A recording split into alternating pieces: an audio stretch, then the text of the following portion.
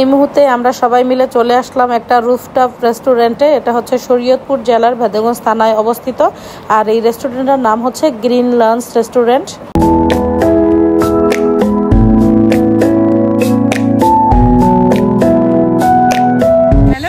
আসসালামু আলাইকুম, আমি পুতুল ফ্যামিলি ব্লগ থেকে পুতুল বলছি। আপনারা সবাই কেমন আছেন?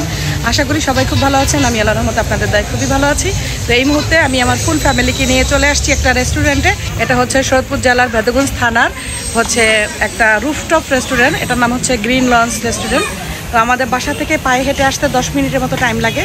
তো আজকে সন্ধ্যাবেলা সবাইকে নিয়ে এখানে চলে আসলাম। তো আমাদের ম্যারেজ অ্যানিভার্সারি উপলক্ষে আমি আমার ভাইয়া, ভাবি এবং বোনকে ট্রিট দেওয়ার জন্য এখানে নিয়ে আসছি।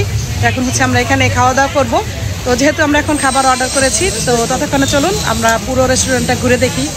এই হচ্ছে পুরো রেস্টুরেন্টটা। তো খুবই সুন্দর রুফটপ রেস্টুরেন্ট। তো আমরা হচ্ছে সন্ধ্যাবেলা মাত্র এখানে আসলাম। এটা আমাদের বাসার খুবই কাছে, পায়ে হেঁটে আসতে 10 মিনিটের মতো সময় লাগে।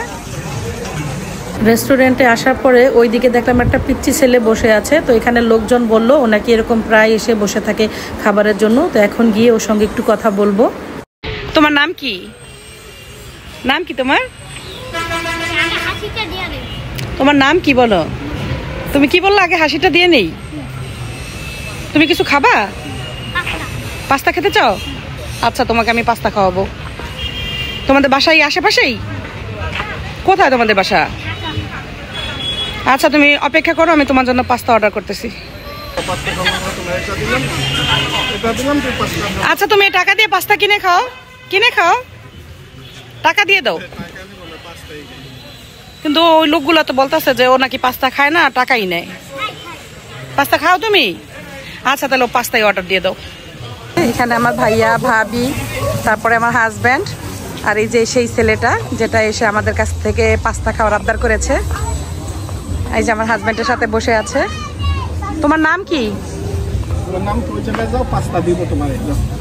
কি করো ফারিস্তা? হ্যাঁ ফারিস্তা, আম্মুর দিকে তাকাও। মাম্মাম, ও খুব আনন্দ পাচ্ছে। কি করতেছো আব্বু? দোলনা চড়তেছ?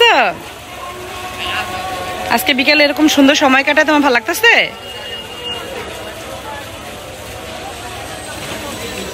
এই যে ফারিস্তা এখানে বসে আছে ওর পাপার সাথে। তো আমরা সবাই হচ্ছে খাবার অর্ডার দিয়ে ঘোরাঘুরি করতেছি। ফারিস্তা, কেমন লাগতেছে আম্মা? আমরা হচ্ছে সবাই খাবার অর্ডার করে পুরো রেস্টুরেন্টটা ঘুরে দেখতেছি। তো মোটামুটি সুন্দরই আছে, গ্রাম তুলনায় মানে ভালোই লাগতেছে। ছাদের উপরে করছে তো খুব সুন্দর হয়েছে। ভাবি এখানে বসে আছে। রেস্টুরেন্টে আসার পর থেকেই ফারিস্তা এই খরগোশটা ধরার জন্য খরগোশের পিছনে ছুটতেছে। তো খরগোশটা ধরার জন্য ও নিজেই কিন্তু খরগোশের মতো করতেছে। তো পুরো রেস্টুরেন্টটাই আমরা সবাই মিলে ঘুরে দেখলাম। তো এরকম গ্রাম্য পরিবেশের রুফটপ রেস্টুরেন্টটা খুবই ভালো লাগলো। তো এটা হচ্ছে শরীয়তপুর জেলার ভেদেগঞ্জ থানায় অবস্থিত। তো আমরা হচ্ছে ফুল ফ্যামিলি আসছি আজকে। তো খাবার অর্ডার করে আমরা হচ্ছে এখানে সবাই মিলে ঘুরতেছিলাম। খাবার অর্ডার করার পর আমরা তো পুরো রেস্টুরেন্টটা ঘুরে দেখলাম। তো ঘোরাঘুরি শেষ, এখন খাবারের আশায় বসে আছি। বেশ কিছুক্ষণ অপেক্ষা করার পরে অবশেষে আমাদের খাবার কিন্তু চলে আসছে। তো এটা হচ্ছে দই ফুচকা, দেখতে যেমন লোভনীয়, খেতেও কিন্তু দারুণ ছিল। আর অর্ডার করেছিলাম না সস, এটা দেখতে যেমন লোভনীয় ছিল, খেতেও কিন্তু দারুণ ইয়াম্মি লেগেছে আমাদের কাছে।